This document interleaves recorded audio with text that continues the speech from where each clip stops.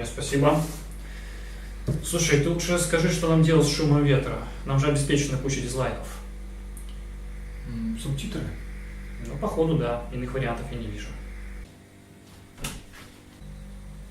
Чего грустим, ребята? Ай. Да так, пытались редактировать наше видео.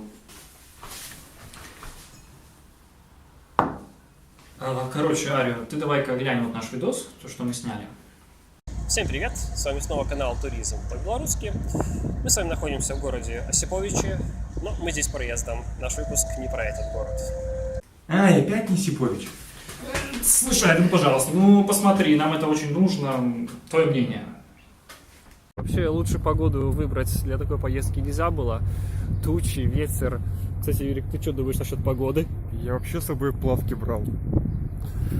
Вот засада. Короче, мы будем как-то выживать. Надеемся, что все-таки дождик не пойдет.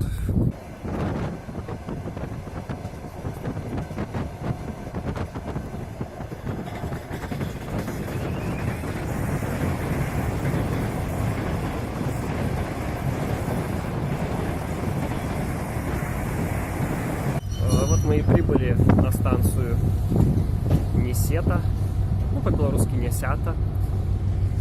Наша цель отсюда попасть в город Кличев. Он находится отсюда в 7 километрах, добираться туда на автобусе. Судя по количеству людей, которые туда полезло, придется ехать стоя, ну или у кого-то на колене. Ну и как, стоит поехать? Или на колени?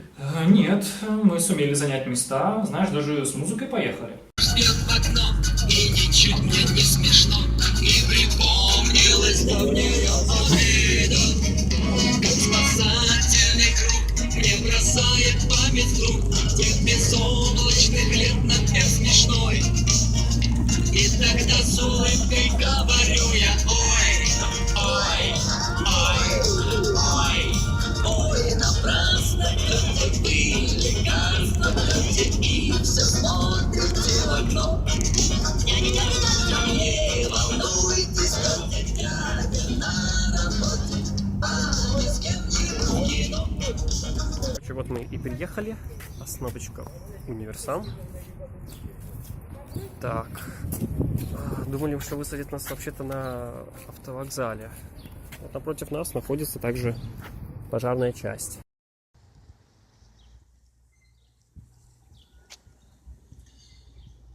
Вот она, пожарная часть. Выложена камешками или что это такое, да, вроде камешки. Каска выложена. И довольно-таки частый атрибут всех пожарных частей — это такая башня. Или каланча, как ее еще называют, вроде как. Попали мы во двор. Довольно красивые тут дома. Один даже с белорусским орнаментом. Бордюрчики, все довольно-таки красиво, мило. И да, как раз таки такое напоминание, что именно в Кличеве в 2017 году проходили дожинки. Областные дожинки. Красивые клумбы. В общем, такие довольно все аккуратно. Приятно радует глаз. Новенький асфальт. Там у нас детский сад. Да, площадочки. Короче, на улице дикий дубак. Если все так будет продолжаться и пойдет дождь, придется нам вот на этих веревочках-то и сушиться. Некоторые домики еще находятся в стадии строительства. Как видим, сразу они идут с утеплением. О, да, похоже, утепление сегодня будет вообще очень больная тема. В одном из уютных двориков, в данном случае социалистическая 7, находится открытая в прошлом году, 12 сентября, площадка по мини-футболу с современным качественным покрытием. Вот мы находимся на этой самой площадочке. Один моментик. Видимо, все-таки в Кличеве дети очень любят футбол. Смотрите, что они сделали. Да, это не просто дырка, это должен быть забор. В общем, они тут все разнесли напрочь. Там. Их тут нет.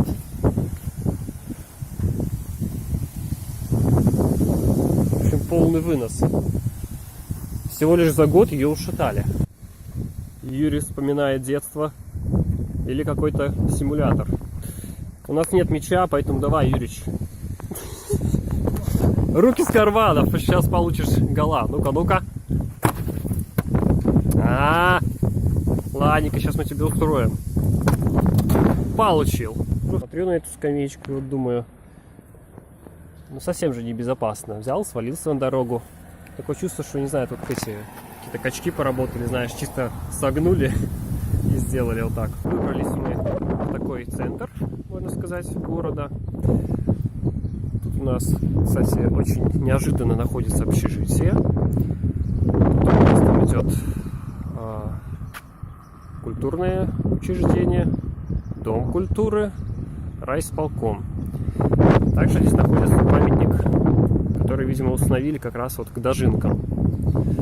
Даже сложно сказать, что тут такое. Можно подумать сначала было, что это человек, но, судя по всему, это просто все то, что дает земля, слеплено в одну кучку.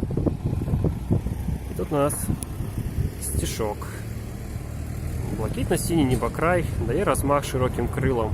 Квітніє клічовшини край, мацніє дух его и сила. Видим герб города и даты первого упоминания о нем. На данной площади асфальт неожиданно прерывается, вместо него идет обычная тротуарная плитка. Даже тут красной выложено что-то, не знаю. Просто так, видимо, чередуется. Да, площадь большая и довольно красивая. Все чистенько. Там у нас доска подсчета. И видите барельеф Владимиру Ильичу. А вот памятник. Вот получается, что здесь два Лениных напротив друг друга находятся. Что ты говоришь? А, точно. В данном случае Владимир Ильич с кепкой держит ее в руке. Это довольно-таки нечастое явление. Подобрался к этому второму зданию. Это у нас районный дом ремесел, детская школа искусств города Кличево. Какая-то сцена. Не знаю, будет здесь что-то еще или уже было. И отдельного внимания, конечно, заслуживает именно Дом культуры. Очень красивое здание. Пускай, казалось бы, ничего такого уникального в нем нет. Вроде бы довольно-таки распространенный тип зданий, но оно очень красивое.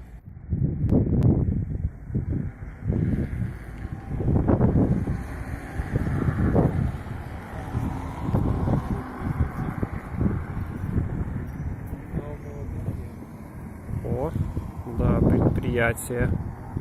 В основном все по сельскому хозяйству, да, и барельеф Владимира Ильича.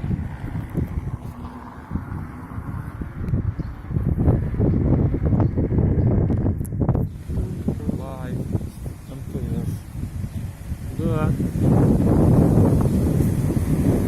Что вы делаете возле данного киоска? Я хотел купить районную газету, но ее уже разобрали. Поэтому я купил два магнитика. Один тебе, кстати, один. Хорошая замена. Очень мне нравится здание, в котором расположился Беларусьбанк. Такой ничем не закрытый, не отделанный кирпич. Только вот такие вот колпаки, как бы это правильно назвать, отделанные жестью. В общем, здание банка расположилось не в самом худшем здании. Кличевский рынок.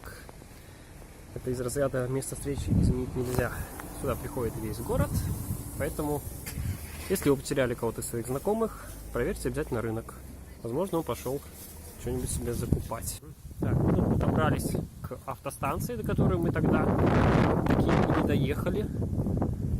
Небольшая, компактненькая, новые стекла.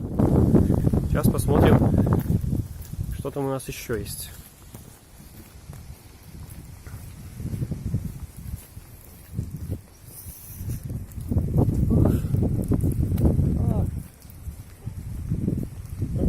Все так довольно-таки скромненько. И какое-то старинное здание, определенно или начало 20 века, или может быть даже еще 19 век. Но все такое заколоченное, вроде на реконструкции как находится. Мы немножко выяснили по поводу этого дома. Ну, это, скорее всего, просто какой-то частный был домик. Реконструкцией его, по сути, никто не занимается. Просто, так сказать, приукрасили, чтобы глаза не мозолил. Ну и наша постоянная рубрика. Она не работает. Тут, кстати, вообще пошел дождь. Дикая костка. Это все, что засталось от былых блогеров. Демонстрируйте. Да? Все? Да, давайте. Эх, работает как часики. Неподалеку от реки Ольсы находится городская баня. Так, какой-то мужик из дерева вырезанный нас тут встречает. Тут все такие полукруглые окна. Старое на вид здание.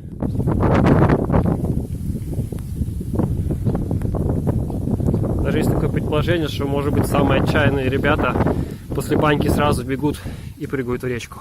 Несмотря на то, что идет дождь, не могу не восхититься пейзажами, которые тут очень красиво. Вот огромный впереди луг идет, и начинается лес. Там начинается действительно огромный лесной массив, болото.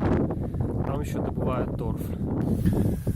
В 2014 году за эту зону отдыха взялись, занимались ее благоустройством, была техника, раскапывали дно.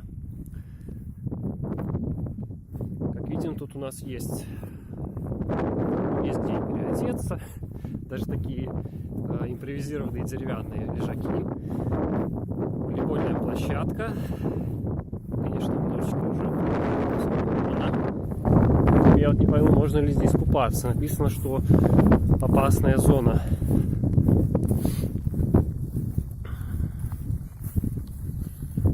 Опасная зона на реке Ольсе.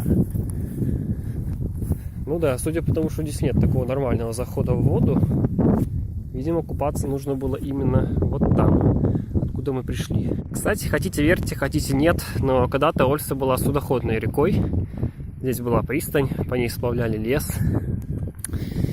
Какая жалость, что сейчас холодно и дождь. Эх, хоть потрогать ее. Ой, тепленькая-то какая. Ольсушка, когда-нибудь мы с тобой познакомимся поближе, обещаю. Сильно сказано, но что-то не верится. Вот такой вот фонтанчик находится в городском парке Кличево. И компания из 3 медведей на него взирает. Ну что, довольно-таки мило.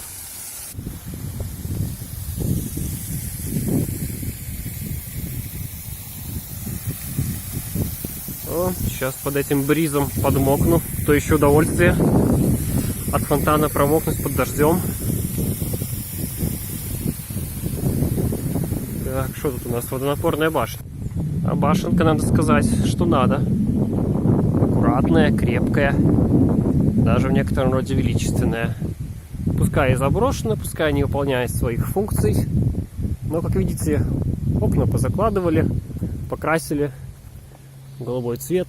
Ну и все. Просто стоит. Никому не мешает. Что это такое? Сказочный герой написано. В общем, это у нас детская развлекательная площадка.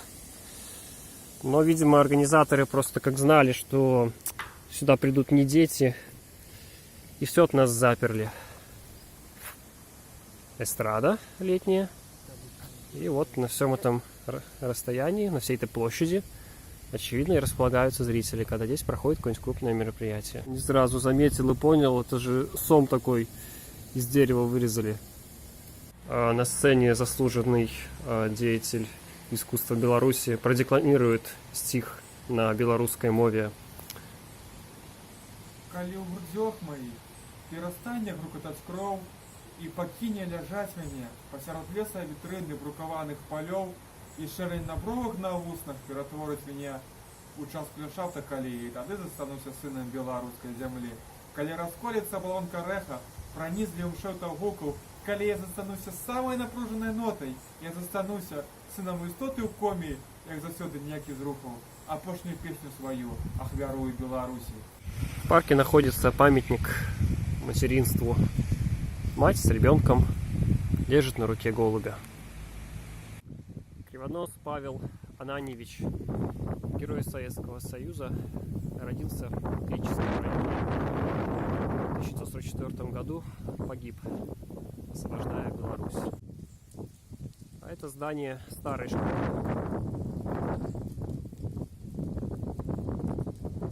Сейчас тут находится центр дополнительного образования для детей и молодежи.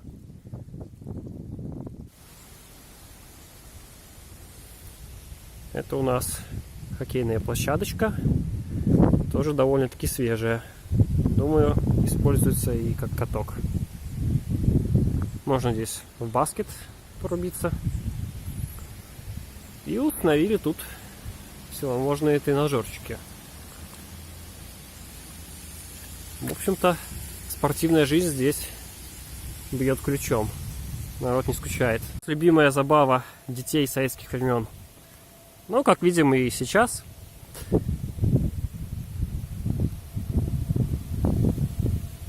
В дождь это является еще экстримом, так что не повторяйте этого. С вами находимся перед гостиницей города Кличево.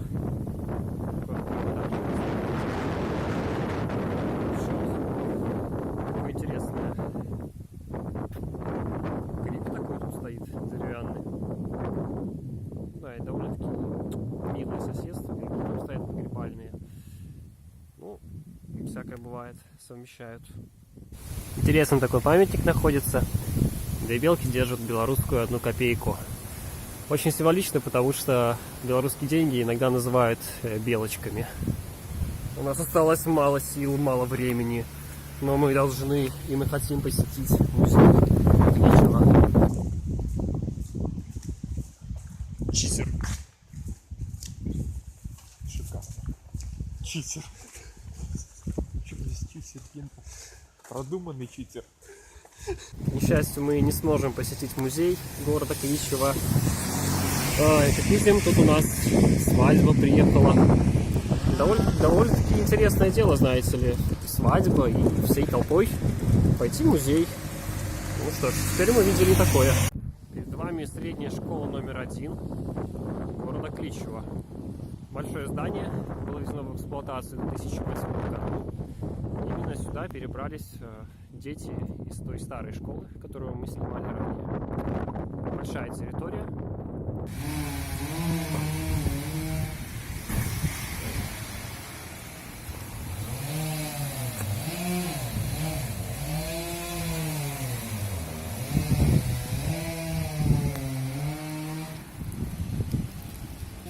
Несмотря все-таки на то, что в музее находится свадьба, там они устраивают большую фотосессию, там еще есть зимний сад, все равно можно было бы зайти и походить, посмотреть, но просто лично нам это было бы не очень удобно, когда там такая толпа людей бегает и мешает. Вот. Ну, пару слов о самом музее. Цены там очень низкие. Копеек. Да, можно купить сувениры в том числе. Вот, кстати, ручка. Я люблю Кличев. А также мы купили брошюру про музей Кличевский. Сейчас почитаем. Да, так что будем хотя бы знать основные исторические моменты. Ну и что-нибудь узнали про Кличев?